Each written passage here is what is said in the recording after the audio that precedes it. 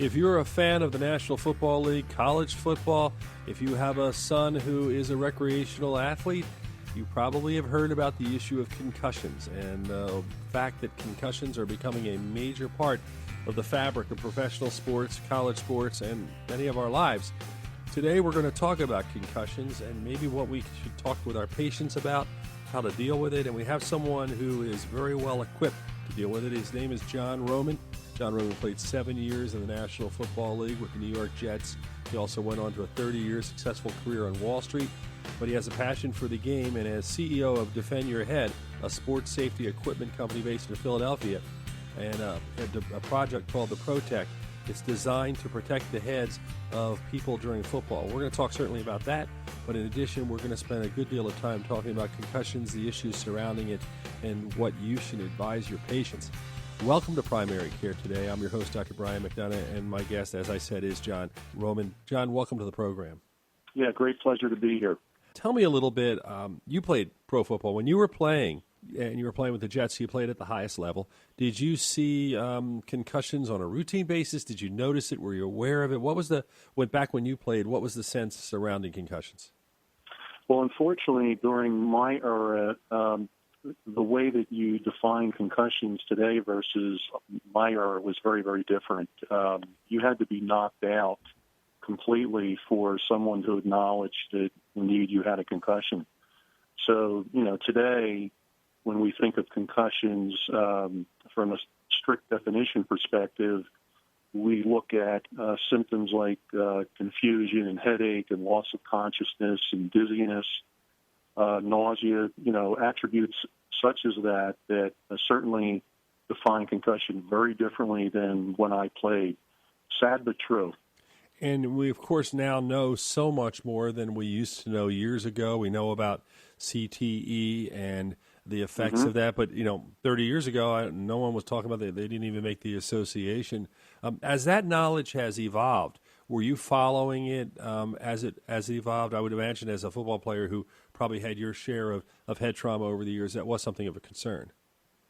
Well, I've had at least 3 concussions, and again, by the old definition, having been knocked out, and it's certainly been a high-level topic, as you might imagine, even in my own family. And we never really understood chronic traumatic encephalopathy and the ramifications of that. It hasn't truly been, if I were to be perfectly transparent for a moment, until the last 5 years, where I became much more active as I understood and was educated about CTE, about exposure to low-impact hits, collisions over sustained periods of time, and the implications of some of the players that have been, I think everyone's been reading about. It really hit home with me because there were so many great lessons and aspects of the game that really were very helpful to me growing up, that I really didn't want to see the game taken down by CTE and other effects, and wanted to be part of the game being safer. You mentioned that aspect of football. Obviously, I played through 8th grade. You played through the NFL, but I do remember very much in other sports, having played tennis and going through college playing that sport, was a lot of what I learned in football, of all sports, was what I learned about hanging in there, being tough, don't accept no for an answer, the value of team, a lot of those things, even at that low level of play as a grade schooler, that seemed like it was more impactful for me than just any other sport I played. And growing up, like when we did, we played our football, basketball, baseball, later got into tennis. We all did all those sports. Football seemed to have that unique element. Well, it truly does. It's teamwork, it's leadership, it's work ethic, it's learning, quite frankly, how to deal with in a social setting.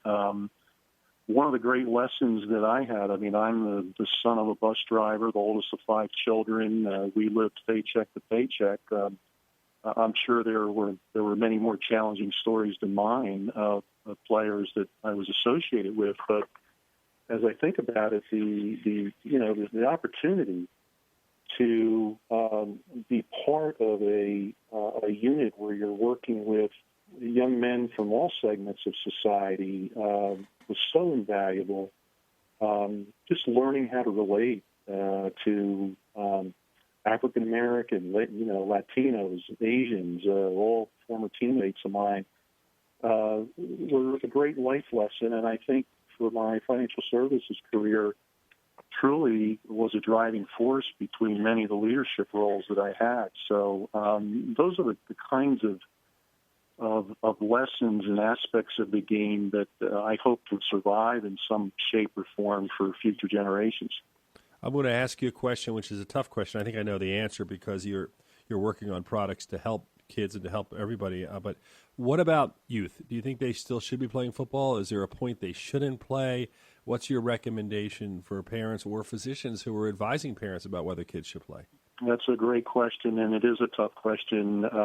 If you listen to Dr. Robert Cantu, associated with Boston University, he would suggest that you engage in flag football or non-contact football until the age of 14.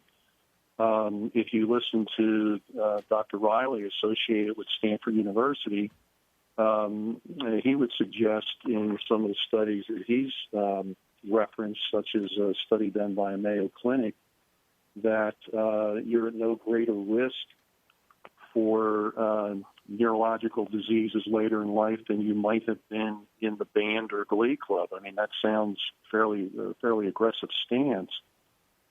It may be somewhere in between there. I do believe that the game is so much safer than when I played. People and parents find that hard to believe, but I think that the statistics will bear that out. As an example, there's been 39 rule changes in football over the last several years. When I played, the head slap was illegal. Chop back block was legal. Defenseless hitting was legal. There's greater transparency and education about concussion and proper concussion protocol and return to play rules. There's certainly evidence of safer equipment. Sometimes I'll have, it's not funny, but I'll bring my old jet helmet with me, and I'll say to the audience, would you let your son, or if I'm in Texas, by the way, where the ladies play tackle football, would you let your son or daughter use this helmet? And they all look at me like I must have suffered brain trauma. But I think that they appreciate that the equipment is where I'm going is so much safer today, and the playing surfaces are much safer than when I played, and so I do think you're seeing an evolution in the game. And then finally, I would offer, and sorry to be long-winded, but there's so much on this subject. A comment that was also made by Dr. Shapiro, another neurologist that I've done some panel study work with. She observed the statistics of those participating in football, and I think there's about 3 million youth football players between the age of 9 and 14, and only 1 out of 3 that play at that level will even go on to high school. There's about 1 million plus, according to the National Federation of High School Statistics, on high school-aged kids participating in football. And then you break that down again to 70,000 that are at the collegiate level, and then you drop off to way less than 1%, where it's 1,069 is the exact number of active players at the NFL level. So the point being is that many players, such as yourself, you gain a lot of those great attributes of the game and leadership and teamwork and work ethic, but you do not progress in your football career. You pursue other interests. And so the likelihood of a young man playing football at a younger age is greatly decreased by reason of they are more likely than not, statistics tell us, not to progress in their football career. You're listening to Primary Care today on ReachMD. My guest is John Roman, former NFL Jets player, CEO, Defend Your Head. I'm Dr. Brian McDonough, and we have about 5 more minutes in the program. Tell me a little bit about the new helmet technology that you've developed and you're involved with. Well, yes. I'd start with the premise that we don't believe that the today's helmet's hard polycarbonate exterior surface is the best approach to manage exterior impact force. We believe it's actually the combination of our outer shell protective helmet cover and the helmet itself's inner shell technology that actually keeps players safest in football collisions. And so the way we manage that exterior force in our outer shell product that we call the ProTech is that it has a proprietary deflection formula that upon impact, anywhere 360 around the helmet, it will absorb and dissipate. It will retard. It will slow down the energy transfer that would otherwise occur in a hard shell helmet-to-helmet collision. It has a slipperier surface than the polycarbonate surface, which makes the blows much more glancing. And we've developed a unique attachment system that wherever it's impacted, it will actually move independent of the helmet, therefore guiding force away. And then the attachment system returns the helmet cover to its original position. What this all means from our perspective is that we believe that our product has the ability to reduce force and therefore reduce the level of head trauma.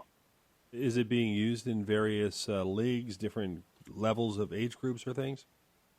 I'm happy to tell you that this is our rollout year, and we have over 120 schools in the queue already. Our first college to use the product is Holy Cross University, and we have a number of other universities that we'll be announcing shortly, as well as a number of high schools and some in the greater Philadelphia area, which is by design.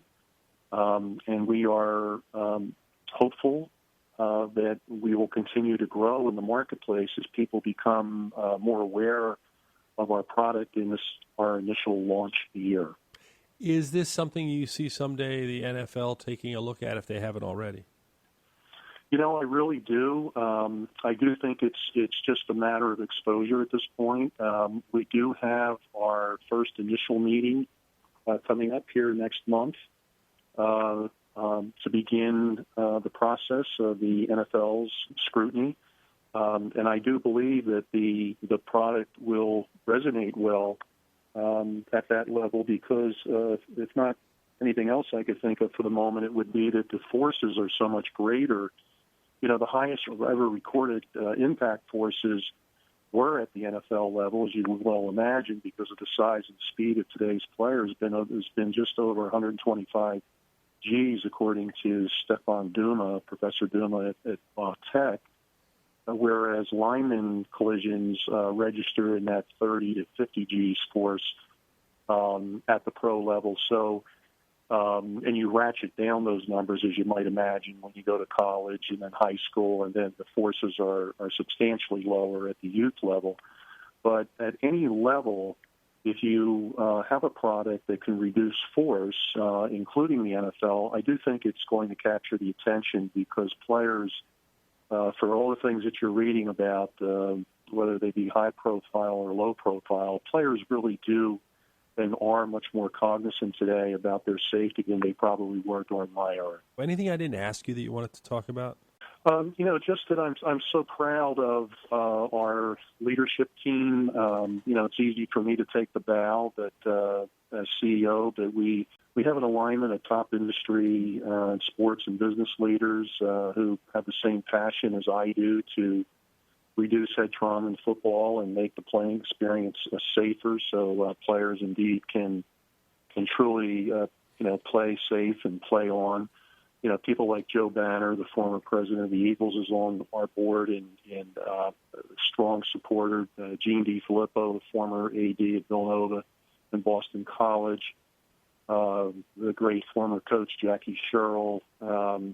we just have a growing list. Lou Tilley, who many may remember in this area. Sure.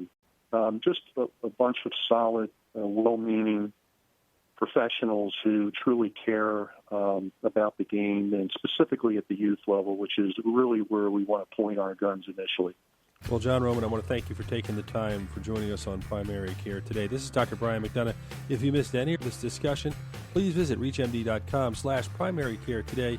You can download the podcast. You can learn more on the series. Thank you for listening, and thank you again, John. My pleasure.